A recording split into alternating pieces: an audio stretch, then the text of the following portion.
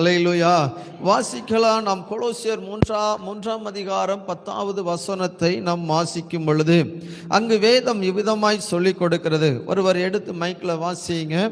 கொலோசியருடைய நிருபம் அதனுடைய 3ஆம் அதிகாரம் 10வது வசனத்தை ஒருவர் வாசிக்கலாம். எது கிறிஸ்துவனுடைய சாயல்? தன்னை சிருஷ்டித்தவருடைய சாயலுக்கு ஒப்பாய். இப்ப கிறிஸ்து என்னை படைத்தவருடைய சாயலுக்கு ஒப்பாய் பூரண அறிவு அடையும்படி புதிதாக்கப்பட்ட புதிய மனுஷனை தரித்துக் கொண்டிருக்கிறீர்களே.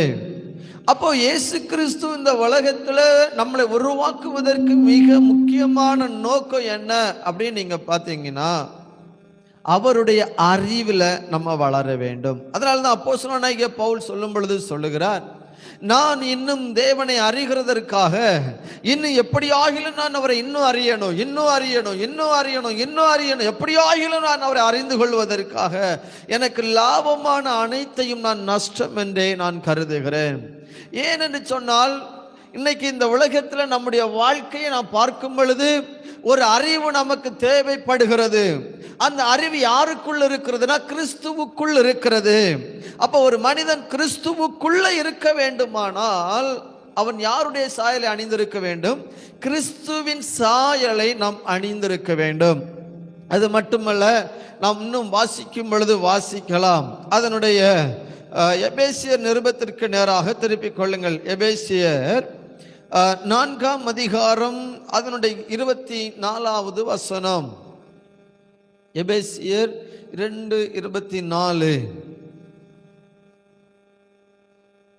வாசிங்க.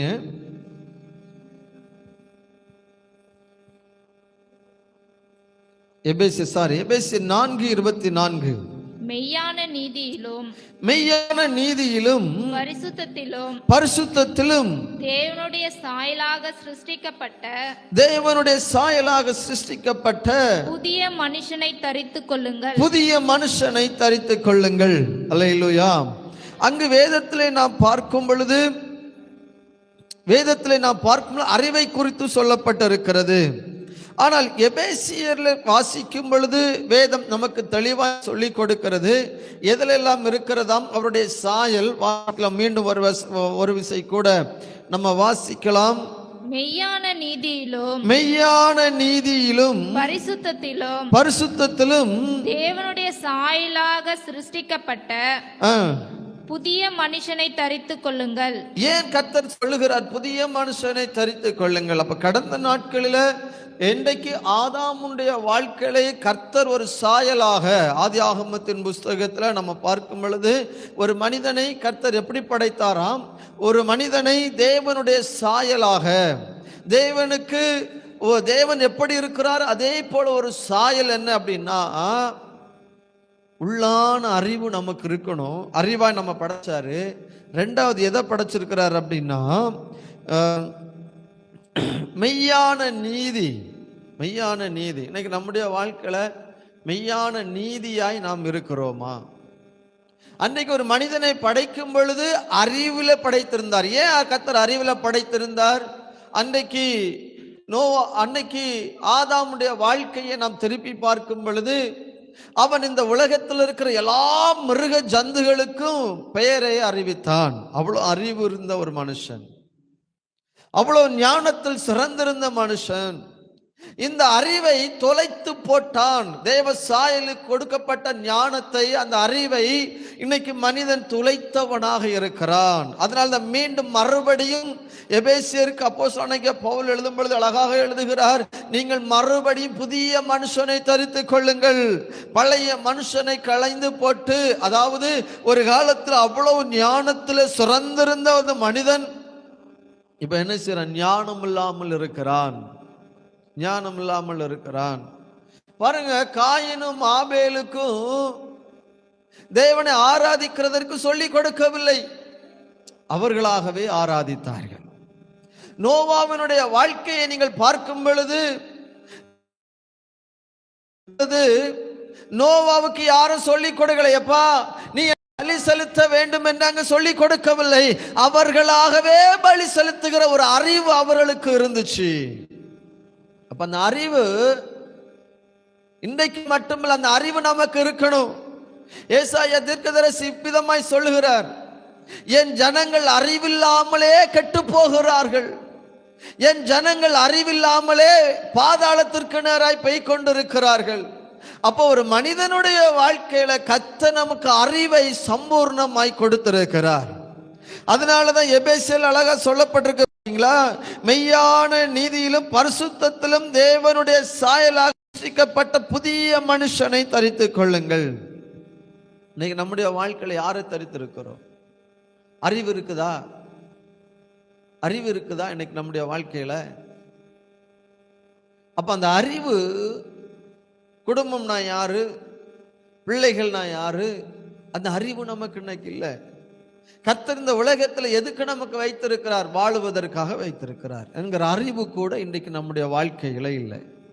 அதனால தான் அவர் சொல்லுவாரு, புதிய பழைய மனுஷனை களைந்து போட்டு புதிய மனுஷனை நீங்கள் தரித்துக் கொள்ளுங்கள். அப்ப என்றைக்கு ஆதாமுடைய வாழ்க்கையில முதல் பாவம் என்கிற ஒன்று வந்ததோ, அப்பொழுது அந்த சுபாவம் ஆகிய சாயல் அவனை விட்டு மாறியது.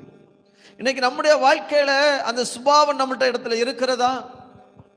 இன்னைக்கு தேவ சாயலாக இருக்க வேண்டிய நாம் இன்னைக்கு நம்முடைய வாழ்க்கையில் அந்த சாயலை நாம் இழந்து போயிருக்கிறோம். எந்த சாயலை இழந்திருக்கிறோம் என்று சொல்லும் பொழுது, மெய்யான நீதி. இன்னைக்கு நம்ம நீதியாய் வாழுகிறோமா?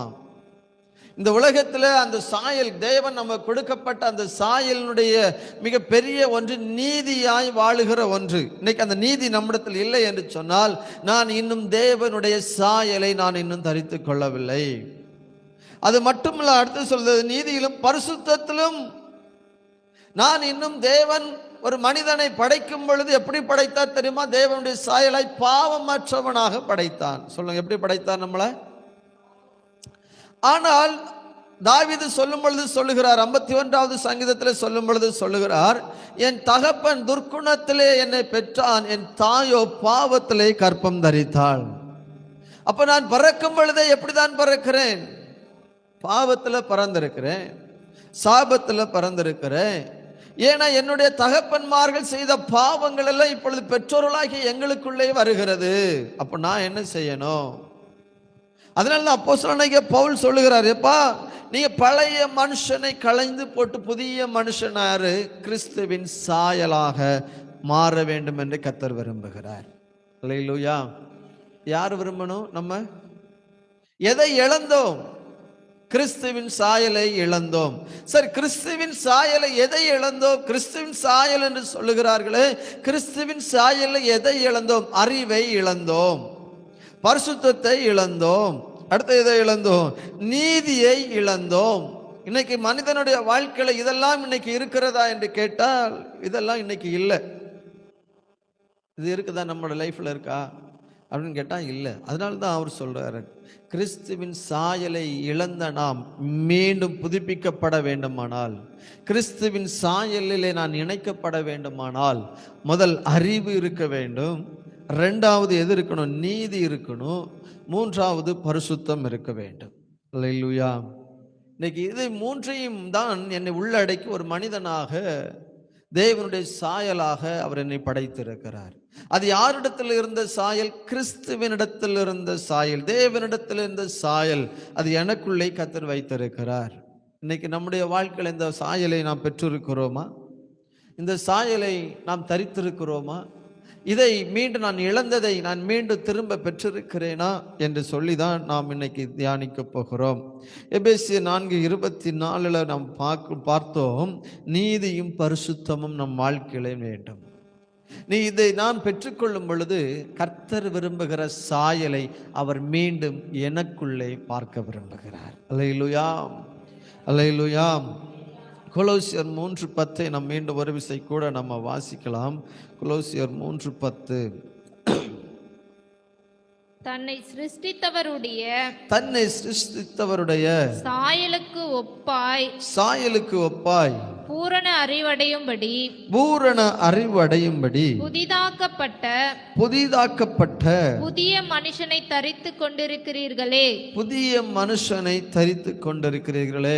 இன்னைக்கு நீங்கள் புதிய மனுஷனை ஏற்றுக்கொண்டிருக்கிறீங்க, கிறிஸ்துவை ஏற்றுக்கொண்டிருக்கிறீங்க. எப்படி ஏற்றுக்கொண்டு? தன்னை கிறிஸ்துவோட சாயலுக்கு ஒப்பான பூரண அறிவடையும்படி.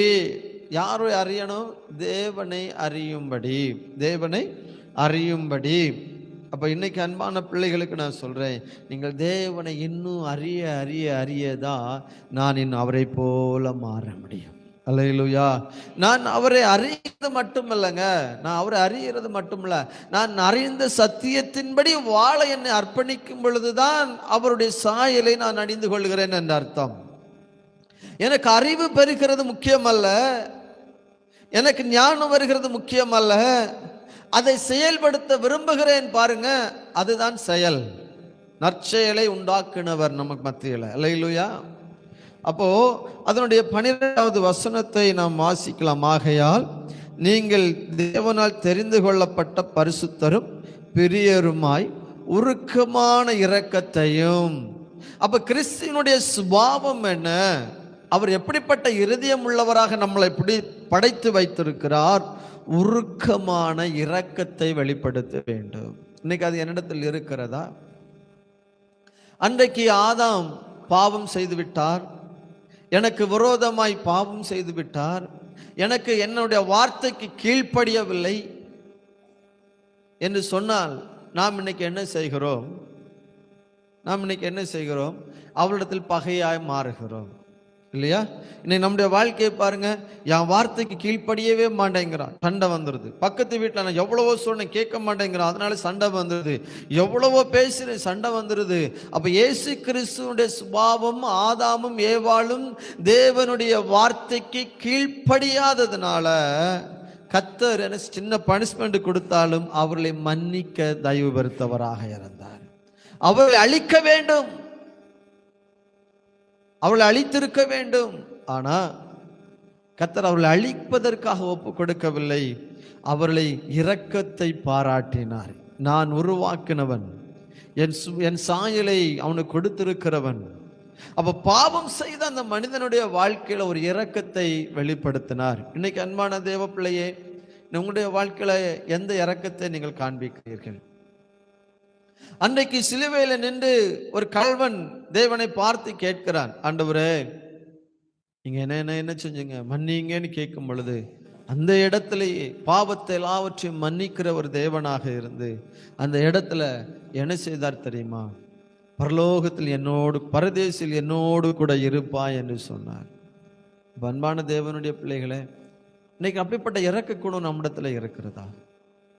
வேதம் சொல்லிக் கொடு, ஏழைகளுக்கு இறங்குகிறவன் கர்த்தரிடத்தில் கடன் கொடுக்கிறான் என்று வேதம் சொல்லிக் கொடுக்கிறது. அப்போ அன்பு பிள்ளைகள், இன்னைக்கு உங்களுடைய இரக்க குணம் இருக்குதா?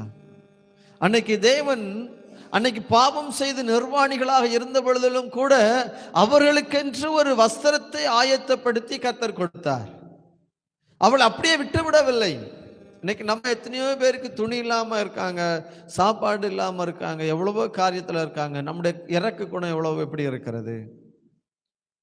ஐயோ இவங்க கஷ்டப்படுறாங்க அப்படிங்கிற இரக்க குணம் நம்மிடத்தில் இருக்கிறதா? அப்படி இருக்குமானால் நீங்கள் தான் கிறிஸ்துவின் சாயலை மீண்டும் திரும்ப பெற்றுக் கொண்டிருக்கிறீர்கள் என்ற அர்த்தம். அல்லேலூயா. அந்த இரக்க குணம் உங்களிடத்தில் இல்லை என்று சொன்னால் இன்னும் நீங்கள் கிறிஸ்துவை அணிந்து கொள்ளவில்லை, கிறிஸ்துவை சாயலை நீங்கள் இன்னும் பெற்றுக்கொள்ளவில்லை என்றுதான் அர்த்தம். வாசிக்கலாமா மீண்டும்? மனத்தாழ்மை. அவர் என்னை எப்படி படைச்சிரு? மனத்தாழ்மை. மனதில் வருத்தங்கள் இருந்தாலும், தாழ்வுகள் வந்தாலும், மனத்தாழ்வு வந்தாலும் நான் என்ன செய்யணும்னா பொறுமையா இருக்க கற்றுக்கொள்ளணும். அல்லேலூயா. அடுத்த வேதம் சாந்தத்தையும். சாந்தம் இருக்குதா நம்மளோட? சாந்தமான கர்த்தர் எப்படிப்பட்டவர்னா சாந்தமான தேவன். அல்லேலூயா, அல்லேலூயா. இன்னைக்கு அந்த சாந்தமான குணம் என்னிடத்தில் இருக்கிறதா என்று பார்த்தால் இன்னைக்கு அந்த சாந்தமான குணம் நம்மிடத்தில் இல்லை, குறைந்து கொண்டு வருகிறது. சாந்தமாய் பேச, சாந்தமாய் பழக, சாந்தமாய் உத்தரவு கொடுக்க இன்னைக்கு நம்ம என்ன செய்யறதில்லை, பழகவில்லை. அப்படி பழகலைன்னா நாம் இன்னும் யாரை அணிந்து கொள்ளவில்லை? கிறிஸ்துவின் சாயலை அணிந்து கொள்ளவில்லை. அப்போ நான் இன்னைக்கு இதெல்லாம் இழந்திருக்கிறேன்.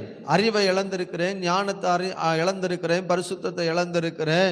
இப்போ என்னது, தாழ்மையை நான் இழந்திருக்கிறேன், சாந்த குணத்தை நான் இழந்திருக்கிறேன். நீடிய பொறுமையை தரித்து கொண்டிருக்க வேண்டிய நான், நீடிய பொறுமைன்னு என்னிடத்தில் இல்லை. பொறுமையா இருக்கிறோமா? யாராவது? எடுத்த உடனே கோபம் வருகிறது. எடுத்த உடனே என்ன வருது? கோபம் வருகிறது. அப்ப இன்னைக்கு அன்பு பிள்ளைகள், நீங்க நினைக்கணும், நீங்க ஒன்று நினைக்கணும், கோபம் வராதபடி கர்த்தர் நமக்கு கிருபை தரணும். அல்லேலூயா. இன்னைக்கு சகல பாவங்களுக்கு மிக முக்கியமான ஒன்று எது இருக்குதுன்னா கோபம். அந்த கோபத்தை கர்த்தர் நம்மளை விட்டு விலக செய்வாராக. அல்லேலூயா. எல்லாரும் கண்களை மூடி நம்ம ஒரு விஷயம் நம்ம ஜெபிக்க போறோம். ஒருவேளை இந்த நாட்களில், இந்த ஜெப நாட்களில் கிறிஸ்துவனுடைய சாயலை அணிந்து கொள்வதற்கு என்னுடைய வாழ்க்கையில கோபம் என்று சொல்லுகிற ஒன்று என் வாழ்க்கையை நெருக்குமானால், இன்னைக்கு அந்த கோபத்திலிருந்து கர்த்தர் நம்மளை விடுதலை ஆக்கணும். கர்த்தர் இன்னைக்கு அவருடைய சாயலுக்குள்ள இணைவதற்கு தடையாக இருக்கிறது. நீடிய பொறுமை உள்ளவராய் காத்திருந்தார். இன்னைக்கு தேவனுடைய ஜனத்தை அழிப்பதற்கு அவர் எப்படி இருக்கிறாராம்? நீடிய பொறுமையோடு இருக்கிறார். என் ஜனம் எப்படி ஆகிலும் ரட்சிக்கப்பட்டு விடும், எப்படி ஆகிலும் இந்த ஜனம் அழிந்து போக கூடாது என்று சொல்லி அவர் பொறுமையோடு காத்திருக்கிறார். ஏன் தெரியுமா அவர் பொறுமையோடு காத்திருக்கிறார்? நான் படைத்த ஜனம், நான் உருவாக்கின ஜனம் என்னைக்காகிலும் என் சாயலை மீண்டும் அணிந்து கொள்ளும் என்று சொல்லுகிற ஒரு விசுவாசத்தோடு கர்த்தர் பொறுமையோடு காத்திருக்கிறார். அன்றைக்கு தெசலோனிக்கேயருக்கு சொல்லும் பொழுது அழகாக சொல்லுகிறார், எப்படி இவர் எடுத்துக்கொள்ளப்பட்டாரோ அப்படியே கிறிஸ்து மீண்டும் திரும்ப வருவார் என்று சொல்லப்பட்டிருக்கிறார். இப்ப ஏன் காலதாமதம் ஆகுது தெரியுமா? ஏன் காலதாமதம் ஆகுது தெரியுமா? இன்னைக்கு நம்மளால தாங்க காலதாமதம் ஆகிறது. காரணம் என்ன தெரியுமா? இந்த தேசத்துல இன்னும் கிறிஸ்துவனுடைய சாயலை அறிந்து கொள்ளாமல், அறிவில்லாமல் இருக்கிற, உணர்வில்லாமல் இருக்கிற ஜனங்களுக்கு கர்த்தர் எப்படியாகிலும் அந்த சுவிசேஷத்தை எப்படியாகிலும் அறிந்து கொள்ள வேண்டும் என்ற எண்ணத்தோடு தான் கர்த்தர் பொறுமையோடு, நீடிய பொறுமையோடு 2000 வருட காலமாய் பொறுமையோடு இருக்கிறார். நம்ம அந்த பொறுமை நம்மிடத்தில் இருக்கிறதா? அப்ப கிறிஸ்துவனுடைய சாயலை நான் அணிந்து கொள்ள வேண்டுமானால் நீடிய பொறுமை கிறிஸ்துவுக்குள் இருக்கிறதை போல எனக்கும் அந்த பொறுமை இருக்க வேண்டும். எனக்கும் அந்த பொறுமை இருக்க வேண்டும். அன்பான தேவ பிள்ளைகளே, அந்த பொறுமை உனக்கு இருக்கிறதா? அந்த பொறுமை உனக்கு இல்லை என்று சொன்னார், நீ நிச்சயமாகவே நான் இன்னும் கிறிஸ்துவின் சாயலுக்குள் போகவில்லை என்று அர்த்தம். ஆவியானவர் நமக்கு உதவி செய்வாராக. கரங்களை தட்டி கர்த்தருக்கு நன்றி செலுத்துவோமா? கரங்களை தட்டி கர்த்தருக்கு நன்றி செலுத்துவோமா? ஹல்லேலூயா, ஹல்லேலூயா, ஹல்லேலூயா. அப்ப நாம் நீடிய பொறுமை உள்ளவர்களாக கர்த்தர் நம்மளை நடத்துவாராக. எபேசியர் எழுதின நிருபத்தில் மீண்டும் திருப்பிக் கொள்ளுங்கள். 2ஆம் அதிகாரம் அதனுடைய 10வது வசனம். 10வது வசனத்தை நாம் வாசிக்கும். ஏனெனில் நற்கிரியைகளை செய்கிறதற்கு நாம் கிறிஸ்து இயேசுவுக்குள் சிருஷ்டிக்கப்பட்டு தேவனுடைய செய்கைகளாய் இருக்கிறோம். அவைகளில் நாம் நடக்கும்படி அவர் முன்னதாக அவைகளை ஆயத்தம் பண்ணி இருக்கிறார். அல்லேலூயா. அப்ப நான் 2வது காரியம், 3வது காரியத்தை நான் உங்களுக்கு சொல்றேன். என்னதான் நற்கிரியைகளை செய்யும்படி நாம் படைக்கப்பட்டிருக்கிறோம், நல்ல காரியங்களை செய்வதற்கு. இன்னைக்கு மனுஷன் நல்ல காரியங்களை செய்கிறான் என்று சொன்னால் குறைந்து போகிறது. எப்படியாகிலும் தீமை செய்கிறதற்கு என்றுதான் மனிதர்கள் இருக்கிறார்கள். எப்படியாகிலும் மற்றவர்களை அழித்து நான் நன்றாக இருக்க வேண்டும், மற்றவருடைய குடும்பத்தை அழித்து நான் நன்றாக இருக்க வேண்டும், இல்லைன்னா எப்படியாகிலும் நான் தீமை செய்து நான் நன்றாக இருக்க வேண்டும் என்று சொல்லுகிற எண்ணம் தான் பெருகி இருக்கிறது. ஆனால் கிறிஸ்துவினுடைய சுபாவம் எப்படிப்பட்டதாம்? நற்கிரியைகளை செய்யும்படி நாம் எப்படிப்பட்டவர்களாக இருக்கிறோம்? கிறிஸ்து இயேசுவுக்குள் சிருஷ்டிக்கப்பட்டிருக்கிறோம். நீ மற்ற குடும்பங்களை குறித்து கரிசனை இல்லை, மற்ற பிள்ளைகளை குறித்து கரிசனை இல்லை. இன்னைக்கு கரிசனை அற்றவர்களாக நாம் இருக்கிறோம். இன்னைக்கு எந்த கிறிஸ்தவர்களாக இருக்கட்டும், நான் கிறிஸ்துவனுடைய சாயலை அறிந்து தரித்திருக்கிறேன் என்று சொல்லுகிறவர்கள் இருக்கட்டும், நற்காரியங்களை என்னால் செய்ய முடியலைன்னா நான் இன்னும் கிறிஸ்துவுக்குள்ள இல்லை என்றுதான் அர்த்தம். நான் இன்னும் கிறிஸ்துவுக்குள்ளே இல்லை என்று தான் அர்த்தம். அவருடைய சாயலிலே நான் இன்னும் போகவில்லை என்ற அர்த்தம். நான் இன்னும் புதிய மனுஷனை தரித்துக் கொள்ளவில்லை என்று தான் நான் அர்த்தம். அப்ப இன்னைக்கு அன்பான தேவனுடைய பிள்ளைகள், உங்களுடைய வாழ்க்கையில நற்காரியங்களை, நல்ல காரியங்களை செய்ய நாம் பிள்ளைகளுக்கு ஊக்குவிக்கப்பட வேண்டும். குடும்பங்களை ஊக்குவிக்கப்பட வேண்டும். சபைகளை ஊக்குவிக்கப்பட வேண்டும். அப்போ ஒரு புதிய மனுஷனை நீங்கள் மாறி இருக்கிறதனுடைய அடையாளமே நல்ல காரியங்களை நீங்கள் எப்பொழுது செய்ய ஆரம்பிக்கிறீர்களோ அப்பொழுதுதான் கர்த்தர் உங்களுடைய வாழ்க்கையை கிறிஸ்துவுக்குள் நீங்கள் பெயரிக்கிறீர்கள் என்பது அர்த்தம். அதாவது பழைய மனிதனை களைந்து போட்டு ஒரு புதிய மனுஷன் நீங்கள் தரித்திருக்கிறீர்கள் என்று அர்த்தம். இல்லையா? அழகாக சொல்லுவாங்க. என்ன சொல்லுவாங்க அப்படின்னா, எப்பா நீ ரட்சிக்கப்பட்டிருக்கியா? ஆமா. நனைஞ்ச கோழி ஞானஸ்தானம் எடுக்கிறதுக்கு, சபைக்கு வாரி ஞானஸ்தானம் எடுக்கிறதுக்கு முன்ன எப்படி அப்படின்னா, நனைந்த கோழி ஞானஸ்தானம் எடுத்ததுக்கு பிறகு நனையாத கோழின்னு சொன்னது மாதிரி தான் இன்னைக்கு அநேக கிறிஸ்தவர்களும் நாம் காணப்படுகிறோம். அப்படி அல்ல, நாம் கிறிஸ்துவின் சாயலை தரித்து கொண்டிருக்க வேண்டும். எப்படி? நற்காரியங்களை செய்கிறதுனால. இன்னைக்கு நம்முடைய வாழ்க்கையில் நல்ல காரியங்களை நம்ம செய்கிறோமா? கற்றுக் கொடுக்கிறோமா? இல்லை. நம்முடைய பிள்ளைகளுக்கு கூட தீமையை தான் கற்றுக் கொடுக்கிறோம். ஏன்னா நாம் பிள்ளைகளுக்கு ஏன் தீமையை கற்றுக் கொடுக்கிறோம்? இப்போ ஒரு பிள்ளைக்கு நம்ம சொல்லிக் கொடுக்க வேண்டிய காரியம் என்ன? இவங்களிடத்துல பேசாத, இவங்களிடத்துல அப்படி பண்ணாத, இவங்க நமக்கு தீமை செஞ்சவங்க. அப்ப குழந்தைகளுக்கு கூட நம்ம எதை தான் சொல்லிக் கொடுக்கிறோம்? பொய் பேசுறதுக்கு யார் சொல்லிக் கொடுக்கிறா? சொல்லலாம். பொய் பேசுவதற்கு யார் சொல்லிக் கொடுக்கிறா? பெற்றோர்கள் தான். பெற்றோர்கள் தான் பொய் சொல்ல கற்றுக் கொடுக்கிறோம். அப்ப அன்பான தேவ பிள்ளைகள், இன்னைக்கு உங்களுடைய வாழ்க்கையில நீங்க எப்படி இருக்கணும்னா, நல்ல காரியங்களை செய்ய கர்த்தர் உங்களுக்கு கிருபை தருவாராக. அல்லேலூயா. அப்ப கிறிஸ்துவினுடைய சாயலுக்குள்ளே நான் வர வர வர, கிறிஸ்துவுக்குள்ளே நான் அவருடைய சாயலை அணிந்திருக்கிறேன் என்பதனுடைய அடையாளம் என்ன? நான் அநேகருக்கு நல்ல காரியங்களை செய்யணும். அன்னைக்கு கொர்நேலியு என்கிற ஒரு தேவ மனிதர் இருந்தார். அவர் எல்லாருக்கும் தான தர்மங்களை செய்து நல்ல காரியங்களை செய்து கொண்டிருந்தார். இல்லையா? நற்செயல்களை செய்து கொண்டிருந்தார், நல்ல காரியங்களை செய்து கொண்டிருந்தார். அவருக்காக கர்த்தர் வெளிப்பட்டார். அல்லேலூயா. அப்ப கொர்நேலியுவினுடைய ஜெபத்தை கர்த்தர் அங்கீகரிப்பதற்கு மிக முக்கியமான காரியம் என்ன? அவன் ஏழைகளை விசாரிக்கிறவனாக இருந்தான், தர்ம காரியங்களை செய்கிறவனாக இருந்தான், நல்ல செயல்களை செய்கிறவனாக இருந்தான். அவன் தான் கிறிஸ்துவை சாயலை தரித்திருக்கிறான். இன்னைக்கு நாம் கிறிஸ்துவனுடைய சாயலை தரித்திருக்கிறோமா? இன்னைக்கு நம்முடைய வாழ்க்கையில மெய்யான நீதியில நம்ம வாழ்றோமா? பரிசுத்தத்துல நம்ம வாழுகிறோமா? பூரண அறிவு உள்ளவர்களாய் கர்த்தர் நம்மளை மாற்றி இருக்கிறாரா? நம்ம உருக்கமான இரக்கங்களால் அவர் சேர்த்து கொண்டதை போல இன்னைக்கு அப்படிப்பட்ட இருதயம் எனக்கு இருக்கிறதா? சேர்த்துக்கொள். அவங்க ஐயோ தீமை செஞ்சுட்டாங்க, பரவாயில்லப்பா நான் அவனை சேர்த்துக்கொள்றேன்னு சொல்ற அளவுக்கு கர்த்தர் நம்ம வாழ்க்கையில் இருக்கிறாரா? நீடிய பொறுமையை நாம் என்னுடைய வாழ்வில் இருக்கிறதா? கோபப்படலை பாஸ்டர், நான் இன்னைக்கு நீடிய பொறுமையோடு இருக்கிறேன், யாராவது சொல்ல முடியுமா? அப்ப கிறிஸ்துவினுடைய சாயலை நான் இழந்துதான் இருக்கிறேன். மீண்டும் அதை பெற்றுக்கொள்ள நம்ம கர்த்தர் உதவி செய்யணும். அல்லேலூயா. பிலிப்பியர் 1 அதிகாரம்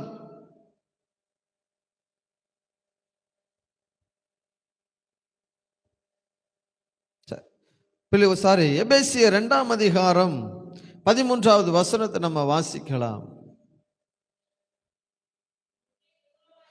முன்னே தூரமாய் இருந்த நீங்கள் இப்பொழுது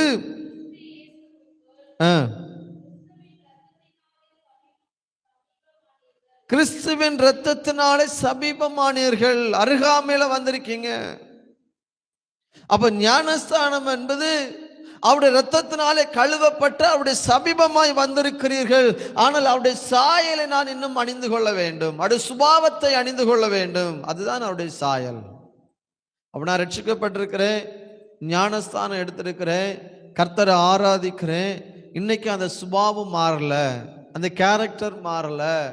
அப்ப நீ மனம் திரும்புகிற அனுபவம் இன்னைக்கு குறைந்து கொண்டு வருகிறது. அப்ப அந்த அனுபவத்தை மீண்டும் நம் இழந்து போன சுபாவங்களை, கிறிஸ்துவின் சாயலை என் உள்ளத்துக்குள்ளே நான் இணைத்து கொள்ள விரும்பணும். அல்லேலூயா, அல்லேலூயா. பிலிப்பியர் 1:9 வாசிக்கலாம். மேலும் ஒப்புக்கொள்ளத்தக்கதாக அன்பானது அறிவிலும் எல்லா உணர்விலும் அதிகமாய் பெருகவும் தேவனுக்கு மகிமையும் உண்டாகும்படி இயேசு கிறிஸ்துவினால் வருகிற நீதியின் கனிகளால் நிறைந்தவர்களாகி நீங்கள் கிறிஸ்துவின் நாளுக்கென்று துப்புரவானவர்களும் இடரலற்றவர்களுமாய் இருக்க வேண்டும் என்றே வேண்டுதல் செய்கிறேன். அல்லேலூயா, அல்லேலூயா. வேதம் என்ன சொல்லிக் கொடுக்கிறது? தேவனுடைய மகிமையும் துதியும் உண்டாகும்படி கிறிஸ்துவினால் வருகிற நீதியின் கனிகளினால் நிறைந்தவர்களாக நாம் இருக்க வேண்டும். இன்னைக்கு கிறிஸ்துவின் கனியில நாம் நிறைந்திருக்கிறோமா? அன்பு. எல்லா பிரமாணத்தையும் உள்ளடக்கிறது ஒன்றே ஒன்றுதான், அந்த அன்பு. ஒருவருக்கு ஒருவர் அன்பாய் இருங்கள், அதுதான் பிரமாணம். அந்த பிரமாணத்தை நான் ஏற்றுக்கொண்டு செயல்படுகிறேன், ஆனால் கிறிஸ்துவின் ஆவி எனக்குள்ளே வாசம் பண்ணி கொண்டிருக்கிறது. அப்ப கிறிஸ்துவின் ஆவி எனக்குள் இருக்குமானால் மட்டும்தான் நான் கடைசி நாளிலே கர்த்தர் அவனை எழுப்ப முடியும். அல்லேலூயா. இன்னைக்கு கடைசி நாளிலே கர்த்தர் உங்களை எழுப்ப வேண்டுமானால் கிறிஸ்துவினுடைய ஆவியானவர் உங்களுக்குள்ளே வாசம் பண்ண வேண்டும். அப்ப கிறிஸ்துவினுடைய ஆவியானவர் உங்களுக்குள்ளே வாசம் பண்ணுவாரானால் கடைசி நாட்களிலே கர்த்தர் உங்களை எழுப்ப முடியும். அல்லேலூயா. இன்னைக்கு அநேகருடைய வாழ்க்கையில அந்த ஆவியை நம்ம பெற்றுக்கொள்ளல. அந்த ஆவியானவர் நமக்குள்ள இருந்தா அந்த சுபாவம் தானா வரும். அல்லேலூயா. அந்த ஆவி எனக்குள்ள இருந்தா எப்படி வருமா? சுபாவம் தானா வரும். அதனால்தான் சொல்றது, நீங்க மேலும் உத்தமமானவைகளை நீங்கள் ஒப்புக்கொள்ளத்தக்க உங்கள் அன்பானது அறிவிலும் எல்லா உணர்விலும் இன்னும் அதிகமாய் இருக்கணும். உணர்வு நம்மள்ட்ட இருக்குதா? அதான் முக்கியம். இது யார்? இன்னைக்கு உலகத்துல உணர்வு என்கிறதே இல்லை. பாருங்க, நேற்று கூட 2 பேர் ஒரு செய்தி தொலைக்காட்சியில் இடமாய் வந்துச்சு. ஒரு மனிதன் கவர்மெண்ட்ல போலீஸ்ல அக்கௌண்டன்ட் செக்ஷன்ல சீனியர் ஆபீசராக இருக்கிறார். தன் மனைவி எதில் இருக்கிறாள் என்று சொன்னால் ரயில்வே டிபார்ட்மெண்ட்ல அதிகாரிகா இருக்கா. 2 பேருமே வெல் செட்டில்டு, நல்ல கை நிறைய சம்பளம், ஒரே ஒரு குழந்தை தான் உண்டு. அந்த ஒரு குழந்தை வாழுவதற்கு இவர்கள் என்ன செய்கிறார் அப்படின்னா 4 கோடி ரூபாய் கையாடல் பண்ணியிருக்கிறார். எங்கிருந்து? அந்த நிறுவனத்திலிருந்து, அதாவது மத்திய அரசாங்கம் அவளை அந்த வேலையிலிருந்து பென்ஷன் போடுகிற அந்த காசெல்லாம் எடுத்து என்ன செய்திருக்கிறார் அப்படின்னு சொன்னால், ஷேர் மார்க்கெட்டில் போட்டால் எனக்கு நிறைய வருமானம் வரும் அப்படின்னு நினச்சி அதிலிருந்து காசு இதை போட்டு அவர் தோற்றவராக மாறி போனார். இப்போ பாருங்க, இன்னைக்கு மனிதனுக்கு அறிவு இருக்குதா? அதனால என்ன ஆகி போச்சுன்னு சொன்னால், குழந்தைய கொன்னுட்டு மனைவியை கழுத்தறுத்து போட்டுட்டு அவனும் ரயிலில் போய் அவனும் தன்னுடைய ஜீவனையும் மறித்து கொண்டான். உணர்வு இல்லை, உணர்வு இல்லை. இன்னைக்கு தேசத்துல உணர்வற்றவர்களாக தான் இருக்கிறோம். அதனாலதான் வேதம் சொல்லுகிறது, ஆடு மாடுகளுக்கு தன் முன்னணை தெரியும், தன் ஜனங்களுக்கும் முன்னணையே தெரியவில்லை என்று சொல்லுவார் ஏசாயா தீர்க்கதரிசி. இன்னைக்கு உணர்வு இருக்கிறதா? நான் யார் என்கிற உணர்வு இருக்கிறதா? என் மனைவினா யார் என்கிற உணர்வு எனக்கு இருக்கிறதா? பிள்ளை என்கிற உணர்வு எனக்கு இருக்கிறதா? இல்ல அருகாமல் இருக்கிறவர்கள் யார் என்கிற உணர்வை எனக்குள் இருக்குமானால் அவர் எனக்குள்ளே வாசம் பண்ணுகிறவராக இருக்கிறார். அப்ப இன்னைக்கு நான் யாரை இழந்திருக்கிறேன்? கிறிஸ்துவின் சாயலை இணைந்திருக்கிறேன், இழந்திருக்கிறேன். அதை மீண்டும் திரும்ப கர்த்தர் நம்ம பெற்றுக்கொள்ள உதவி செய்வாராக. அல்லேலூயா. கர்த்தர் தேடுகிற ஒரு மனுஷன் யாரு தெரியுமா? உணர்வு உள்ளவன் உண்டோ என்று கர்த்தர் தேடுகிறார். அப்படித்தானே தேடுகிறார். ஏன்னா இயேசு கிறிஸ்துவுக்கு அவருக்குள்ள ஒரு உணர்வு இருந்துச்சு.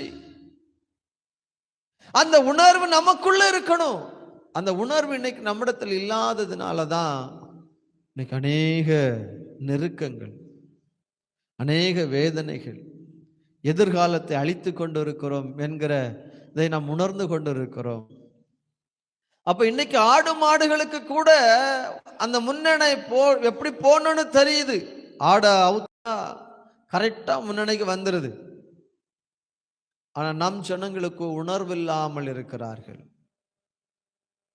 எந்த தொழுவத்துக்கு எந்த ஆடு போகணும்னு ஆடுகளுக்கு தெரிகிறது. ஆனால் நான் பூரண அறிவுள்ளவனாய் நாட்டப்பட்டிருக்கிற எனக்கு அந்த அறிவு இன்னைக்கு என்கிட்ட இல்லை. ஆராதிக்க வேண்டும் என்கிற அறிவு இன்னைக்கு இல்லை. ஜெபத்திற்கு கலந்து கொள்ள வேண்டும் என்கிற அறிவு எனக்கு இல்லை. தேவனை தேட வேண்டும் என்கிற அறிவு எனக்கு இல்லை. அந்த அறிவு தான் நமக்கு வேணும். அன்னைக்கு நோவாவினுடைய காலத்துல நோவாவிட்ட யாரும் சொல்லல, எப்பா நீ எனக்கு பலி செலுத்தன்னு கர்த்தர் வந்து சொன்னாரா? சொல்லல. அந்த அறிவு எனக்கு எப்படி கர்த்தரை ஆராதிக்கிற அறிவு வேணும். தன்னை ஜீவ பலியாய் ஒப்பு கொடுப்பதே ஆராதனை. உணர்வோடு ஒப்பு கொடுக்கணும். அப்ப அந்த ஆராதனையில நாம் மகிமைப்படுகிறவனாக இருக்கிறார். அல்லேலூயா. சரி, இன்னைக்கு நம்முடைய வாழ்க்கையில மீண்டும் அதை எப்படி நான் பெற்றுக்கொள்வது? அப்ப இதெல்லாம் நம்ம இழந்திருக்கிறோம். எதெல்லாம் இழந்திருக்கிறோம் சொல்லுங்க? அறிவு இன்னைக்கு இல்லை. அறிவு இருந்தா நம்ம இப்படி இருக்க மாட்டோம். பரிசுத்தம் இருக்குதா அப்படின்னா பரிசுத்தமும் இல்லை. நற்காரியங்களை நம்ம செய்கிறோம்னா நற்காரியங்களை நம்ம செய்யலை. ரெண்டாவது, சாந்தமா இருக்கிறோமா? அதுவும் இல்லை. அடுத்தது என்ன சார்? நீடிய பொறுமை உள்ளவர்களாக இருக்கிறோமா? இல்லை. அப்போ இதெல்லாவற்றும் நாம் இழந்து போனோம். இதெல்லாம் கிறிஸ்துவனுடைய சுபாவங்கள், நற்காரியங்களை செய்கிறது. அதனால தான் இயேசு கிறிஸ்து சொல்லும் பொழுது சொல்லுகிறார் இல்லையா, அப்போஸ்தலனாகிய பவுல் சொல்லுகிறார், அப்போஸ்தல நடவடிக்கைகளில் சொல்லப்பட்டிருக்கிறது, கிறிஸ்து யாவருக்கும் நன்மை செய்கிறவராகவே திட்டித் தெரிந்தார். நம்ம யாருக்கெல்லாம் நன்மை செய்கிறோமா? எங்கேயாவது நம்ம நன்மை செய்கிறோமா? தீமை செய்கிறவர்களுக்கும் நன்மை செய்தோமா? இல்லை தீமை செய்தவர்களை நாம் மன்னிக்கிறோமா? அப்படிப்பட்ட சுபாவம் இன்னைக்கு நம்மளிடத்துல இல்லைன்னா நான் இன்னும் கிறிஸ்துவனுடைய சுபாவத்தை அணிந்து கொள்ளவில்லை, தரித்து கொள்ளவில்லை. இன்னும் நான் பழைய மனுஷனாக தான் இருக்கிறேன், புதிய மனுஷனாக மாறவில்லை. அதன் பழையவைகளை களைந்து போட்டு புதியவைகளையே தரித்துக் கொள்ளுங்கள். புதிய மனுஷனா யாரு? கிறிஸ்துவை தரித்துக் கொள்ளுங்கள். அல்லேலூயா. அப்ப கிறிஸ்துவை தரித்துக் கொண்டால் கிறிஸ்துவனுடைய சுபாவம் எதுவோ அது எனக்குள்ளே வாசம் பண்ணும். அது எனக்குள்ளே கிரியை நடப்பிக்கும். அது எனக்குள்ளேயே அற்புதத்தை செய்யும். கிறிஸ்துவனுடைய சுபாவம் எனக்குள்ள வர வர என்னை கொண்டு கர்த்தர் பெரிய காரியங்களை செய்வார், என்னை கொண்டு அடையாளங்களை செய்வார். ஏன்னா அவர் எனக்குள்ள வந்தா அவர் என்னெல்லாம் செஞ்சாரோ அதெல்லாம் என்னாலையும் செய்ய முடியும். அல்லேலூயா. அப்ப இன்னைக்கு நான் கிறிஸ்துவின் மத்தியில் ஏதாகிலும் ஒன்று செய்ய வேண்டும் என்று நீங்கள் விரும்பினா யார் தான் வேணும்? அவர் எனக்குள்ள வரணும். அவருடைய சாயலை நான் தரித்து கொள்ளணும். அவரை நான் பெற்றுக்கொள்ளும் பொழுதுதான் கர்த்தர் காரியத்தை வல்லமையாய் தேசம் எங்கும் செயல்பட கர்த்தர் நமக்கு உதவி செய்வாராக. அல்லேலூயா. வாசிக்கலாமா? யோவான் எழுதின சுவிசேஷம் 3ஆம் அதிகாரம் 3வது வசனத்தை வாசிக்கலாம். யோவான் சுவிசேஷம் 3ஆம் அதிகாரம்.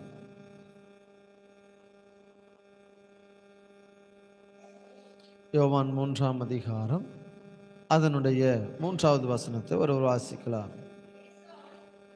இயேசு அவனுக்கு பிரதித்திரமாக,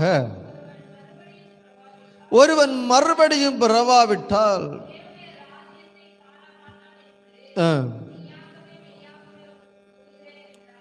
அவர் சொல்றார், மெய்யாகவே மெய்யாகவே நான் உனக்கு சொல்றேன். மறுபடியும் எப்படி பிறக்கணும்? எப்படி பிறக்கணும்? ஆவியினாலும் ஜலத்தினாலும் நீங்கள் மறுபடியும் பிறவாவிட்டால் தேவனுடைய ராஜ்யத்தில் பிரவேசிக்க மாட்டீர்கள். அப்போ ஒரு நாள் நான் மாம்சத்துல நான் வரும் பொழுது என்னுடைய அம்மா வயிற்றுக்குள்ள தண்ணிக்குள்ளதான் இருந்தேன். எப்படிதான் இருந்தேன் சொல்லுங்களேன்? எப்படி இருந்தேன்? தண்ணிக்குள்ளதான் இருந்தேன். ஆனா இப்போ ஆவியான ஒரு ஜலத்தின் மேல் அசைவாடி கொண்டிருக்கிற அந்த ஜலத்தின் மத்தியிலே நான் கிறிஸ்துவின் நிமித்தமாய் அடக்கம் பண்ணப்பட்டு, என் பாவங்கள் எல்லாம் அடக்கம் பண்ணப்பட்டு, இனி நான் செய்த தவறுகள் எல்லாம் மன்னிக்கப்பட்டு, ஒரு புதிய மனுஷனாய், பழைய மனுஷனை அடக்கம் பண்ணப்பட்டு புதிய மனுஷனாய் தரித்திருக்கிறேன். அல்லேலூயா. அப்ப இந்த சுபாவம் எல்லாம் மாறணும்னா நான் என்ன செய்யணும்? முதல் படி என்ன செய்யணும்னா, நான் அவரிடத்துல என்ன செஞ்சிருக்கணும்? ஞானஸ்தானம் பெற்றிருக்கணும். அதை நம்ம பெற்றிருப்போம். ஒருவேளை பெற்றுக்கொள்ளாத பிள்ளைகள் இருப்பீர்களே, ஆனால் அந்த அந்த காரியம் என்ன? அந்த ஞானஸ்தானத்துக்குள்ளே கர்த்தர் நடத்துவாராக. அல்லேலூயா. இன்னைக்கு அநேகர் என்ன செய்யறாங்க? தெளிப்பு ஞானஸ்தானம் கொடுக்குறாங்க. தெளிப்பு, நான் என்னுடைய அம்மா வயிற்றில் வர மண்டையை மட்டும்தான் பனிக்குடைக்குள்ள வச்சிருந்தேனா, முழுசும் வச்சிருந்தேனா?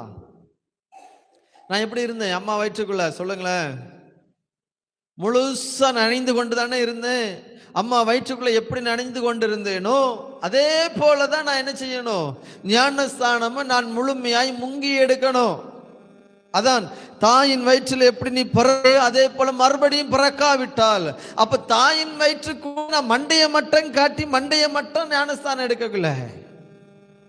அப்ப பாக்கி உள்ளதெல்லாம். அப்போ அன்றைக்கு வேதம் தெளிவாய் சொல்லிக் கொடுக்கிறது. வாசிக்கலாம். இயேசு அவனுக்கு பிரதித்திரமாக, ஒருவன் மறுபடியும் பிறவாவிட்டால் தேவனுடைய ராஜ்யத்தை காண மாட்டான் என்று மெய்யாகவே மெய்யாகவே உங்களுக்கு சொல்லுகிறேன். 5வது வசனம் வாசிங்க. இயேசு பிரதித்திரமாக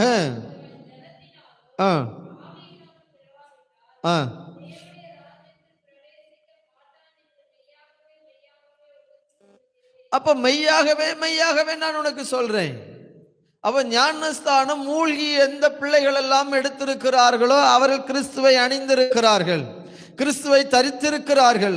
ஆனாலும் நாம் என்ன செய்கிறோம்? சிலவற்றை இழந்து நிற்கிறோம், சில சுபாவங்களை இழந்து நிற்கிறோம்.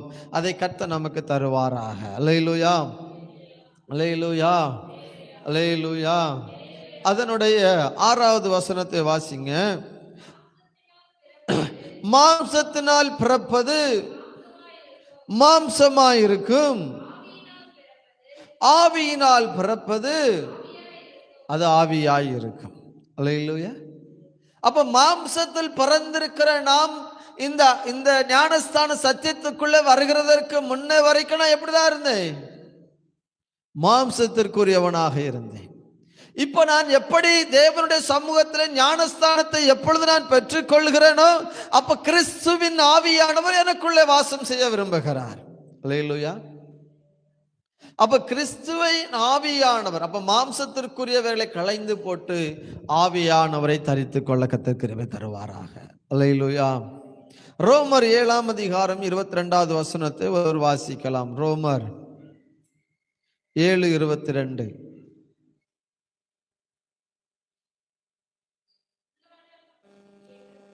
உள்ளான மனுஷனுக்கு ஏற்றபடி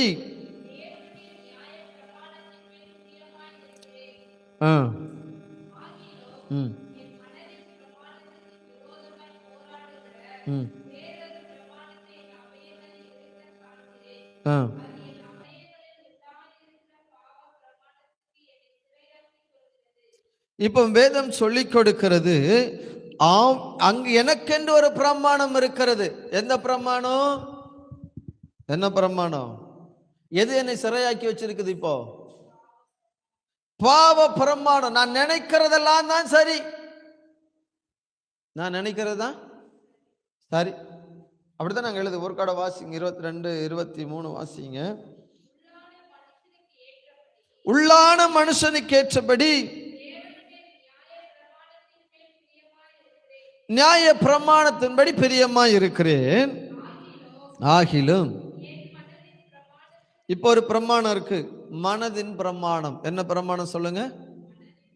மனசு நினைக்கும். நம்ம ஜெபம் பண்ணும்போது நம்ம மனசு ஏதாவது ஒன்று நினைக்கும், அதை நம்ம நிறைவேற்றணும்னு முயற்சி செய்வோம். அதுதான் மனதின்படி, தேவனுடைய சித்தத்தின்படி அல்ல, மன விருப்பத்தின்படி.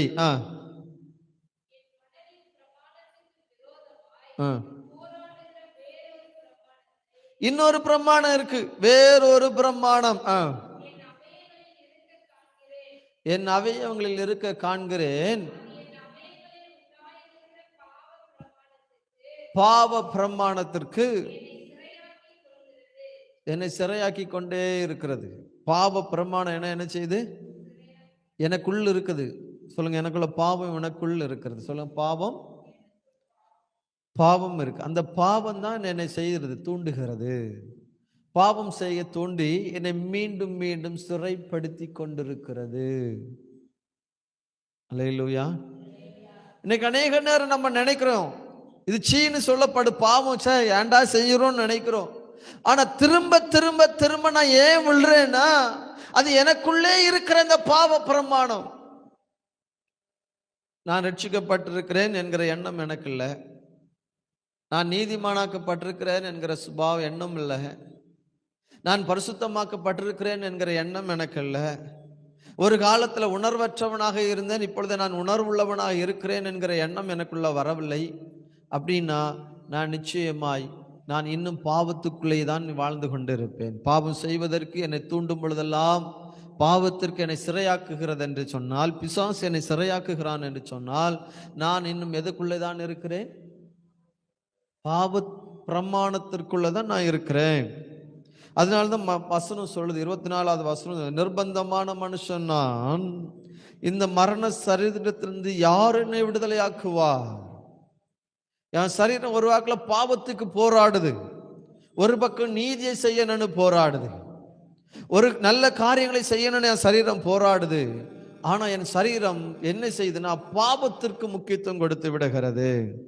அப்ப கிறிஸ்துவின் சாயலை நான் அணிந்து கொள்ள வேண்டுமானால், இந்த பாவ பிரமாணமாகி இருக்கிற இந்த பிரமாணத்தை என்னை விட்டு மாற்றி, ஆவியானவர் எனக்குள்ளே வாசம் பண்ணுகிறார், அவர் எனக்குள்ளே இருக்கிறார் என்கிற நம்பிக்கையும் விசுவாசமும் நம்முடைய வாழ்க்கையில பெருக வேண்டும். அல்லேலூயா. அப்படிப்பட்ட நம்பிக்கையும் பெருக்கமும் நம்முடைய வாழ்க்கையில் இருக்கிறதா? கொஞ்சம் யோசித்து பாருங்க. இன்னைக்கு அந்த பாவம் சிறையாக்குகிற எந்த பாவமா இருந்தாலும் அதை மாற்ற கர்த்தர் நமக்கு கிருபை தருவாராக. அல்லேலூயா, அல்லேலூயா, அல்லேலூயா. அடுத்து நம்ம வாசிக்கும் பொழுது ஏசாயா அதனுடைய ரோமர் 11:33 நேராக திருப்பிக் கொள்ளுங்கள். ரோமர் 11:33.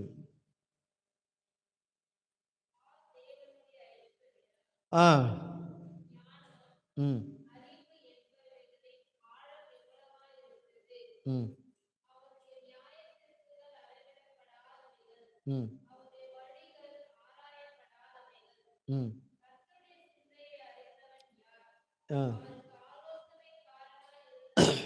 போதும்.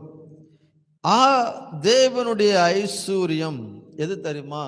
ஞானம், அறிவு என்பவைகளின் ஆழம் எவ்வளவாய் இருக்கிறதோ அவருடைய நியாய தீர்ப்புகள் அவ்வளவாய் இருக்கிறது. அல்லேலூயா. அப்போ நான் இன்னைக்கு ஐஸ்வர்யம், தேவனுடைய ஐஸ்வர்யம்னா என்ன அப்படின்னு பார்த்தா, ஞானமும் அறிவும். இந்த உலகத்துல நான் வாழும் பொழுது எனக்கு சரியான அறிவும் ஞானமுமா இருந்தோம்னா, நான் இந்த உலகத்துல ஐஸ்வர்யனாய் நான் என்னால மாற முடியும். அல்லேலூயா. இந்த உலகத்துல எனக்கு ஞானத்தையும் அறிவையும் கர்த்தர் தருவாரானால், இந்த உலகத்துல நான் தான் ஐஸ்வர்யவான். ஆனால் இன்னை கிறிஸ்துவின் சாயலாய் உருவாக்கப்பட்ட எனக்குள்ள அந்த அறிவும் அந்த ஞானமும் என்னிடத்தில் இல்லாததுனால தான் பாவத்திற்குள்ளே மாட்டிக்கொள்கிறேன். நான் நற்காரியங்களை செய்யாமல் இருக்கிறேன், யாரையும் மன்னிக்காம இருக்கிறேன், இன்னும் பாவத்தில் இன்னும் விழுதுகிற காரணம் என்னன்னா, நான் கிறிஸ்துவின் சாயல் என குறித்து எனக்கு தெரியவில்லை, அறிவில்லை. கிறிஸ்துவின் அறிவை குறித்து எனக்கு என்ன இல்லை, ஞானம் இல்லை. கிறிஸ்துவனுடைய சுபாவம் என்ன என்பது எனக்கு தெரியவில்லை. தேவனுடைய அறிவுனா என்னன்னு தெரியல, ஞானம்னா என்னன்னு தெரியல. அதனால தான் இன்னைக்கு நான் கிறிஸ்துவை நான் இன்னும் அணிந்து கொள்ளவில்லை. அப்ப கிறிஸ்துவை நான் அணிந்து கொள்ள வேண்டுமானால் அவர் எனக்கு ஞானத்தையும் அறிவும் திரும்ப தர வேண்டும். நான் எதை பெற்றுக்கொள்ளணும்? கிறிஸ்துவின் சாயல்ல அவர் எனக்காய் கொடுக்கப்பட்ட இந்த சரீரத்துக்குள்ள எதை நான் பெற்றுக்கொள்ளணும்? ஞானத்தையும் அறிவையும் நான் பெற்றுக்கொள்ளணும். அதான் ஏன் அறிவுனா, தேவனை அறிகிற அறிவு, அவர் எப்படி ஆராதனை செலுத்த வேண்டும் என்கிற அறிவு. அன்றைக்கே ஆபிரகாம் இடத்துல கர்த்தர் சொன்னார், எப்பா எல்லா விலங்குகளையும் சுத்தமான விலங்கு கொண்டு வா அப்படின்னு சொல்லிட்டாரு. ஆனா ஆபிரகாம் என்ன செய்தார் தெரியுமா? நீ இப்படியெல்லாம் பலி செலுத்தணும்னு சொல்லவில்லை, கர்த்தர் எப்படி பலி அங்கீகரிப்பார் என்பதை அறிந்து அவன் என்ன செய்கிறான்? பலியை செய்கிறான். அதுதான் அறிவு. நீ நமக்குள்ள அந்த அறிவு இருக்கிறதா? நான் கர்த்தரை எப்படி தேடணும், கர்த்தரை எப்படி வாஞ்சிக்கணும், அவர் நான் ஆராதிக்கிறதை எப்படி அவர் விரும்புவார் அப்படிங்கிறது என்னைக்காக நாம் தேவனுடைய சமூகத்தில் அமர்ந்து இருந்திருக்கிறோமா? அப்படி இருக்கிறவங்க தான் நான் சொல்றேன், அவர் விரும்புகிறதை நான் செய்வேன், ஆனால் அவர் எனக்குள்ளே வாசம் பண்ணுகிறார். அவர் விரும்புகிறதற்கு ஆப்போசிட்டா நான் செயல்படுவேனே ஆனால் என்னை ஏறி இயக்குகிறான், பிசாசானவன் இயக்கி கொண்டு வருகிறான். அவர் விரும்புகிறதை நான் செய்க என்னை ஒப்பு கொடுக்கிறேன்னா ஆவியானவர் எனக்குள்ளே செயலாற்றி கொண்டிருக்கிறார். கர்த்தருக்கு விரோதமாய் நான் செயல்படுகிறேன் ஆனால் பிசாசு என்னை, பழைய மனுஷன், பாவம் ஆதாமாகிய பாவ மனுஷன் எனக்குள்ளே வாசம் பண்ணி கொண்டிருக்கிறான். ஆதாம் பழைய மனுஷன், கிறிஸ்துவோ புதிய மனுஷன். அல்லேலூயா. பழைய மனுஷனா புதிய மனுஷனுக்குள்ள வித்தியாசம். பாவ மனுஷன், பழைய ஆதாம் பாவத்திற்குள்ளே சிறையாக்கப்பட்டிருக்கிறான். புதிய ஆதாமோ பாவத்தில் பாவம் இல்லாதவராக சிறைப்பட்டு நம்மளை விடுதலையாக்கும்படி அவர் சிறைப்பட்டவராக இருக்கிறார். அல்லேலூயா. அப்போ இன்னைக்கு அன்பான தேவனுடைய பிள்ளைகளே, இன்னைக்கு மீண்டும் உங்களுக்கு என்ன வேணும் தெரியுமா? என்ன வேணும்? ஞானமும் அறிவும் பெற்றுக்கொள்ள வேண்டும். ஞானமும் அறிவும் நாம் பெற்றுக்கொள்ளும் பொழுதுதான் கர்த்தர் நம்மளை நடத்த வல்லவராக இருக்கிறார்.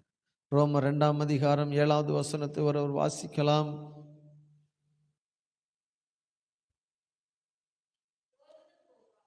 சோர்ந்து போகாமல் நற்கிரியைகளை செய்து மகிமையையும் கனத்தையும் அழியாமையையும் நித்திய ஜீவனை அளிப்பார். அல்லேலூயா.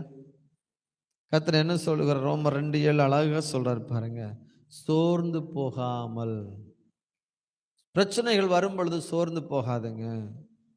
ஐயோ எவ்வளவோ நான் அவங்களுக்கு நன்மை செஞ்சிருக்கிறேன், அவங்க எனக்கு எதிராக பேசுறாங்க, ஓகே பேசட்டும், அது அவங்க சுபாவம். ஆனால் நான் சோர்ந்து போகாதபடி கர்த்தர் எனக்கு என்ன சொன்னாரோ அதை செஞ்சுட்டே இருக்கணும். அல்லேலூயா. சோர்ந்து போகாதபடி. இன்னைக்கு சில நேரங்களில் சில பிரச்சனைகள் நம்ம வாழ்க்கையில் வந்தோடனே சோர்வு வந்துடுது. பிரச்சனை வந்தவுடனே கண்ணீர் வந்துடுது. பிரச்சனை வந்தோடனே நாம் இனி இவர்களுக்கு செய்யவே கூடாதுன்னு நம்ம நினைச்சிடுறோம். ஆனா கிறிஸ்துவனுடைய சுபாவம் உனக்குள்ளே வந்துச்சுன்னா எப்படி இருக்குமா? அவனுக்குள்ள நற்கிரியைகள் காரியங்கள் அவன் செஞ்சுட்டே இருப்பான். என்ன பிரச்சனை வந்தா எனக்கு என்னப்பா, நான் கிறிஸ்துவுக்காக செய்கிறேன், உனக்காக நான் செய்யல, நான் கிறிஸ்துவுக்காக செய்கிறேன். ஏன்னா அவர் எனக்குள்ளே வாசம் பண்ணுகிறார். தீமை செய்துகிறவர்களுக்கும் தீமை செய்தவர்களுக்கு கூட கர்த்தர் மன்னித்து அவர்களுக்கும் ஒரு இரக்கத்தை வெளிப்படுத்துவாரா? இன்னைக்கு கர்த்தர் எனக்கும் வெளிப்படுத்த நல்லவராக இருக்கிறார். அல்லேலூயா. அல்லேலூயா. அப்ப யார் கர்த்தர் மீது சோர்ந்து போகாமல் நற்கிரி காரியங்களை செய்து மகிமையும். அப்ப நற்காரியங்களை நீங்க செய்கிறதுனால உங்களுக்கு என்ன ஆசீர்வாதமா? இன்னும் திரும்ப நீங்க சொல்லணும், நான் நற்காரியங்களை செய்வேன். யார் என்ன பகைச்சா என்ன, பகை காட்டா என்ன, யார் என்ன நேசித்தா என்ன, நேசிக்காம போனா என்ன, நான் தந்ததுக்கு நன்றி சொன்னா என்ன, சொல்லாம போனா என்ன, அவன் நன்றி உணர்வு உள்ளவனா இருந்தா என்ன, இல்லாதவளா போனா எனக்கு என்ன, கிறிஸ்துவுக்காக நான் செய்கிறேன். ஏன்னா நான் செய்கிறதுனால எனக்கு என்னெல்லாம் கிடைக்குமா? மகிமையும் கனத்தையும் அழியாமையும் தேடுகிறவர்களுக்கு நித்திய ஜீவனும் கிடைக்குமா? அப்ப எதெல்லாம் எனக்கு அழியாது தெரியுமா? கிறிஸ்துவுக்குள்ள கடைசி வரையில் அழியாம இருக்கிறது எது தெரியுமா? எது? நற்காரியங்கள், நல்ல காரியங்கள் கிறிஸ்துவை விட்டு ஒரு நாளும் விலகாது. அவருக்கு எவ்வளவு பிரச்சனைகள் இருந்த பொழுதும் கூட, பேதுரு மறுதலித்து போன பொழுதும் கூட யார் தேடி வந்தா? கர்த்தர் தேடி வந்தார். நல்லதான் செய்யணும்னு தேடிதான் வந்தார். அவர்களுடைய வாயில தீமை இருந்ததல்ல, அவருடைய செயல தீமை இருந்ததல்ல. அப்படின்னா இன்னைக்கு நம்ம இடத்துல தீமை இருக்குதா? ஒருவேளை நமக்கு போராட்டம் தான் இருக்கு பாஸ்டர், இன்னைக்கு இவங்க மூலம் பிரச்சனை தான் பாஸ்டர், இவங்க மேல அப்படிதான் இருக்கும், இந்த உலகம் அப்படிதான் இருக்கும். ஏன்னா அவங்க மாம்சத்திற்குரியவர்களாக இருக்கிறார்கள். அவர்கள் மாம்சத்திற்குரியவர்கள் மாம்சத்திற்கேற்றபடியே யோசிப்பார்கள், மாம்சத்தின்படியே செயல்படுவார்கள், மாம்சத்தின்படியே கிரியைகளை நடப்பிப்பார்கள். நாமும் ஆவிக்குரியவர்கள், ஆவியானவர் எதை நடப்பிக்கிறாரோ அதை நான் நடப்பிக்க கர்த்தர் எனக்கு உதவி செய்வாராக. அல்லேலூயா. அல்லேலூயா. அப்ப அழியாதது எது தெரியுமா? நற்காரியங்களை நான் செய்யும் பொழுது பரலோகம் நினைவு கூறிக்கொண்டே இருக்கிறது. அன்னைக்கு தான தர்மம் செய்த அந்த மனிதனை கர்த்தர் நினைவு கூர்ந்திருந்தார். அதான் அழியாத மகிமை. இன்னைக்கு நீ நாமும் கர்த்தருடைய சமூகத்தில் நற்காரியங்களை செய்யுங்க, தீமை செஞ்சவங்களுக்கு நன்மை செய்யுங்க. அதான் பைபிள் சொல்லுது. நீங்கள் நன்மை செய்கிறவர்களுக்கே நீங்கள் நன்மை செய்தால் அதற்கான பலன் என்ன? தீமை செய்கிறவர்களுக்கு நீங்கள் தீமை செய்தால் அதற்கான பலன் என்ன? பரிசேயர்களும் அப்படியே தானே செய்கிறார்கள். பரிசேயர்கள் என்ன, இன்னைக்கு எனக்கு 100 ரூபாய் கொடுத்தா நாளைக்கு எனக்கு 100 ரூபாய் கிடைக்கும் அப்படின்னு நினைச்சு தானே சார். அதான் அப்படி செஞ்சா அதனால பலன் என்ன? பைபிள் என்ன, சத்துருவை சிநேகிங்கள். அதுதான் இயேசு கிறிஸ்து சத்துருவை சிநேகித்தார். தன்னை அடித்தவர்களை பிதாவிடத்தில் பரிந்து பேசி, பிதாவே இவர்களை மன்னிங்க. இன்னைக்கு நம்ம அந்த வார்த்தையை சொல்றோமா? பிதாவே இவர்களை மன்னிங்கன்னு சொல்றோமா? நம்ம செய்கிற தப்பை செஞ்சுட்டு, ஆண்டவர் அவங்கள அடியுங்க ஆண்டவர், கொல்லுங்க ஆண்டவர், அவன் எல்லாம் இருக்கவே கூடாது ஆண்டவர், அவன் எப்படி ஆண்டவர், இவங்க இப்படி ஆண்டவர், அவ அப்படி ஆண்டவர், இவா இப்படி ஆண்டவர், இப்படி நம்ம ஜெபம் பண்றோமா? இல்லை, மன்னிக்கிற சுபாவம் நம்மிடத்துல இருக்கிறது. அப்ப கிறிஸ்து உனக்குள் இருந்தா நீ மன்னிக்கிற, நீ மன்னிப்பு கேட்கண்டாம், நீயே அவங்கள மன்னிச்சிருவ. அல்லேலூயா, அல்லேலூயா. அவங்க தப்பு செஞ்சாலும் சரி செஞ்சாலும், என்னை பகைத்தாலும் கூட நான் கிறிஸ்துவுக்குள் ஒருவன் இருந்தால் அவன் மன்னிக்கிறானோ இல்லையோ, நான் போய் மன்னிச்சிருவேன். அதான் கிறிஸ்து. இயேசு கிறிஸ்துவ சுபாவம் அப்படி தானே இருந்துச்சு. எப்படி இருந்துச்சு சொல்லுங்க? மன்னிக்கிற சுபாவம். அப்ப இந்த சுபாவம் உனக்குள்ள வருமானால் நீ கிறிஸ்துவின் சாயலை அணிந்திருக்கிறாய் என்ற அர்த்தம். இல்லை என்று சொன்னால் கிறிஸ்துவின் சாயலை இன்னும் அணியவில்லை. அப்ப கிறிஸ்துவின் சாயலை அணிவதற்கு நான் என்ன செய்யணும் அப்படின்னா, ஒன்று, நற்காரியங்களை செய்யுங்க, நல்ல காரியங்களை செய்யுங்க, யாருக்கும் தீமை செய்யாதுங்க. கிறிஸ்து எல்லாருக்கும் நன்மை செய்கிறவராய் சுற்றி திரிந்து நன்மை செய்ததை போல நாமும் சுற்றி திரிந்து கிறிஸ்துவுக்காக நன்மையானவைகளை செய்யுங்க. ரெண்டாவது என்ன செய்யணும் தெரியுமா? மன்னிக்கிற சுபாவம் உள்ளவர்களாய் மாறுங்க. ரெண்டும் நம்ம வாழ்க்கையை செய்ய ஆரம்பிச்சிட்டோம்னாலே கிறிஸ்து நமக்குள் இருந்து மகிமைப்பட்டு தான் நித்திய மகிமைக்குள்ள போக முடியும். அல்லேலூயா. நித்திய மகிமைக்குள்ள நம்ம போகணும்னா எல்லாரையும் மன்னிங்க, எல்லாரையும் என்ன செய்யுங்க, கர்த்தருக்குள்ள நடத்துங்க. அடுத்து வாசிக்கலாமா? ஏசாயா தீர்க்கதரிசி 11:2. ஏசாயா தீர்க்கதரிசன புஸ்தகம் 11ஆம் அதிகாரம்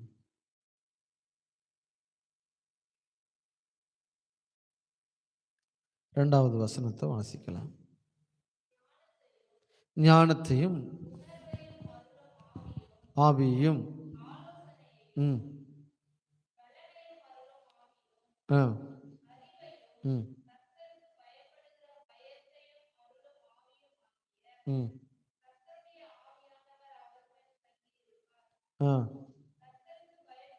கர்த்தருக்கு பயப்படுதல் உகந்த வாசனையாயிருக்கும், நியாயம் தீர்க்காமலும்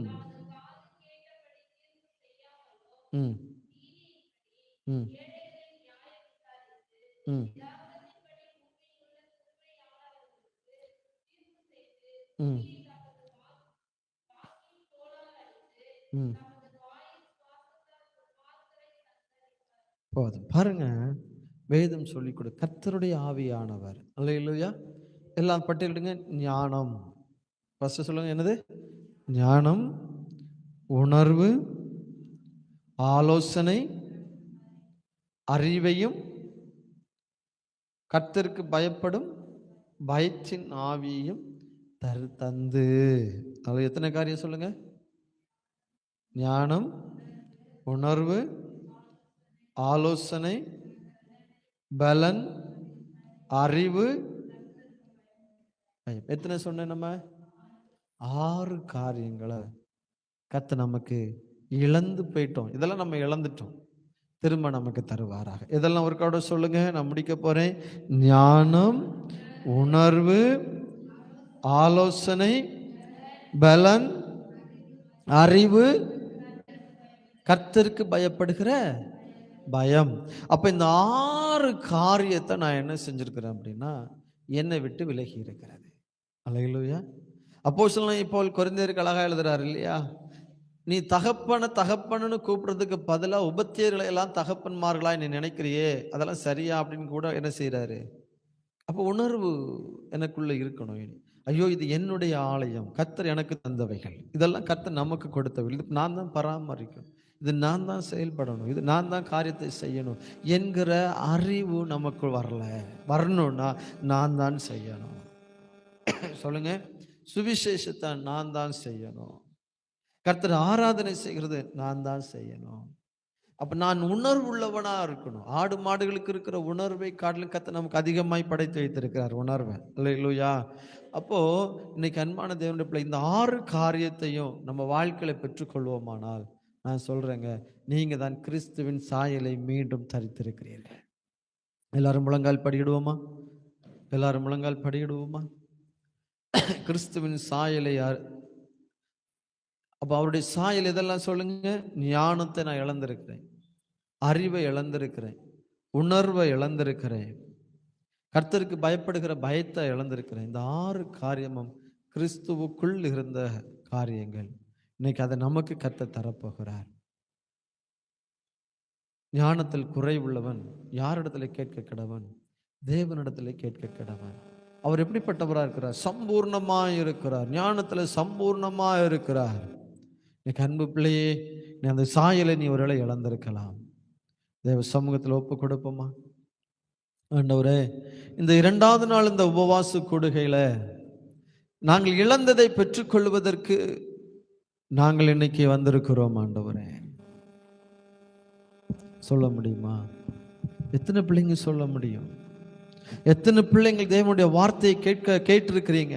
அவருடைய சத்தியத்தை எத்தனை பேர் கேட்டிருக்கீங்க? சொல்ல முடியுமா? தேவனே எனக்கு இறங்கும் ஆண்டவரே, எனக்கு இறங்கும் தகப்பனே, எனக்கு இறங்கும் தகப்பனே, இந்த ஞானத்தை எனக்கு தாரும், அறிவை எனக்கு தாரும், அறிவை எனக்கு தாரும், கர்த்தருக்கு பயப்படுகிற பயத்தை எனக்கு தாரும், எனக்கு வேண்டிய ஆலோசனையை தாரும். இன்னைக்கு அநேகர் இந்த ஆலோசனை இல்லாதனால் ஜனங்கள் கெட்டு போகிறார்கள். இன்னைக்கு சபையை பார்த்து கேட்கிறார் கர்த்தர், மீண்டும் கிறிஸ்துவின் சாயலை அணிந்து கொள்வதற்கு, கிறிஸ்துவின் சாயலை நீ பெற்றுக்கொள்வதற்கு நீ ஆயத்தமானால் நான் உனக்குள்ளே மீண்டும் வாசம் பண்ணும்படி விரும்புகிறேன்.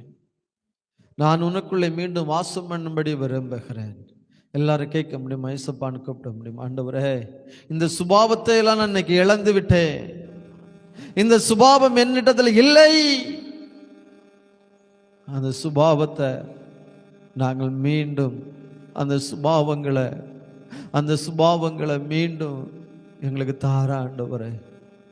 கேளுங்க, உம்முடைய சாயலை நாங்கள் தரித்துக் கொள்வதற்கு நல்ல ஞானத்தையும் அறிவையும் ஆலோசனையும் உமக்குள்ள இருந்து அதே சாயலை எங்களுக்குள்ள வைத்தீங்க, அந்த அறிவை வைத்தீங்க, குடும்ப வாழ்வை குறித்த அறிவை கொடுத்திருந்தீங்க. உலகத்தில் இருக்கிற செடி கொடி மரங்களுக்கு பெயர் வைப்பதற்கு வேண்டிய ஞானத்தை கொடுத்திருந்தார் கர்த்தர். அவ்வளவு ஞானம் நிறைந்த மனிதனாக தான் கர்த்தர் ஆதாமை படைத்து வைத்திருந்தார். ஆனால் ஒரு சின்ன கீழ்ப்படியாமை தான், ஒரு சின்ன கீழ்ப்படியாமை தான் அவனுடைய வாழ்க்கையில முழு பாவத்திற்கும் காரணமாய் மாறியது. அந்த கிறிஸ்துவனுடைய சாயலாக இருந்த அந்த சுபாவங்கள் எல்லாம் அவனை விட்டு விலகியது. இன்னைக்கு நம்மிடத்தில் அந்த சுபாவங்கள் இல்லைன்னா நிச்சயமா கர்த்தர் நம்மிடத்தில் எதிர்பார்க்கிறார். என் பிள்ளைக்கு இந்த சுபாவம் இல்லையே என்று எதிர்பார்த்து வந்திருக்கிறார். ஐயோ, இந்த பிள்ளைகள் மறுபடியும் ஜெனிபித்திருக்கிறார்களே, மறுபடியும் இந்த பிள்ளைகள் பிறந்திருக்கிறார்களே, இன்றைக்கு சிறு பிள்ளைகள் தனமாய் இருக்கிறார்களே என்று கலாத்தியர் சொல்லும் பொழுது சொல்லுகிறார், நான் உங்களை பார்த்தால் போதகர்களாக இருக்க வேண்டிய நீங்கள் இன்றைக்கு சிறு குழந்தைகளாக இருக்கிறீர்களே. அப்ப கிறிஸ்துவின் சாயலை நான் தரித்திருக்கிறேன், ஆனால் இந்த சுபாவங்கள் எனக்கு இருக்கு. நாம் எதெல்லாம் இழந்து போனோம் என்று சொல்லி நாம பார்த்தோம். முதல்ல நீதி, பரிசுத்தம், அறிவை நாம் இழந்து போனோம். அதான் சாயல். கிறிஸ்துவின் சாயலுக்குள் இணைக்கப்பட்டிருக்கிறோம். இன்னைக்கு சபையே இன்னைக்கு எப்படி இருக்கிறோம்? நம்ம கிறிஸ்துவின் சாயலை அணிந்திருக்கிறோமா? இல்லை இன்னைக்கும் கோபம், இன்னைக்கும் பிரச்சனை, இன்னைக்கும் சண்டை, இன்னைக்கும் இன்னைக்கும் பகை, இன்னைக்கும் என் வாழ்க்கையில கசப்பு, இதெல்லாம் வச்சுதான் நம்ம இருக்கிறோமா? இதெல்லாம் தான் என் வாழ்க்கையா இருக்குதா? யோசித்து பாருங்க.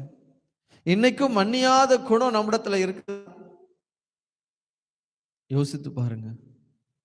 கிறிஸ்துவின் சாயலை ஏற்றுக்கொள்கிறேன் என்று சொல்லுகிற நீங்கள் வாழ்வுல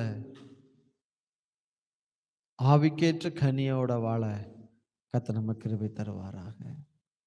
எல்லாரும் கண்களை மூடி நம்ம ஜெபிக்க போகிறோம். ஹalleluya, ஹalleluya. எல்லாரும் கண்களை மூடி நம்ம ஜெபிக்க போகிறோம். தேவ கரத்துல ஒப்பு கொடுக்க போறோம். எல்லாரும் ஆண்டு என்ன ஒப்பு கொடு. என்னுடைய ஆவி ஆத்மா சரீரத்தை ஒப்பு கொடுக்க போறேன். என்னுடைய ஆவி ஆத்மா சரீரத்தை நான் ஒப்பு கொடுக்க போறேன்.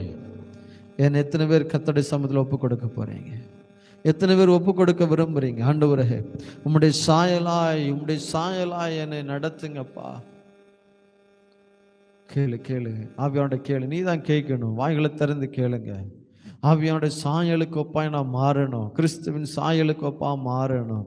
இதனால கேளுங்க. ஏசப்பாட்ட கேளு, ஏசப்பாட்ட கேளு. ஏசப்பா, உங்க சாயலா என்ன மாற்றுங்க ஆண்டவரே. உங்க சுபாவம் எனக்குள்ள இல்லையே. இப்படிப்பட்ட சுபாவங்கள் என்னிடத்துல இல்லையே ஆண்டவரே. இப்படிப்பட்ட சுபாவங்கள் இல்லையே ஆண்டவரே. எனக்கு அப்படிப்பட்ட சுபாவத்தை தாரும் ஆண்டவரே. கேளு கேளு. வாய்களை திறந்து கேளுமா, வாய்களை திறந்து கேளு. கர்த்தரிடத்துல கேளு. அவர் உனக்கு நன்மை செய்கிறவராக இருக்கிறார். அவர் உனக்கு நன்மை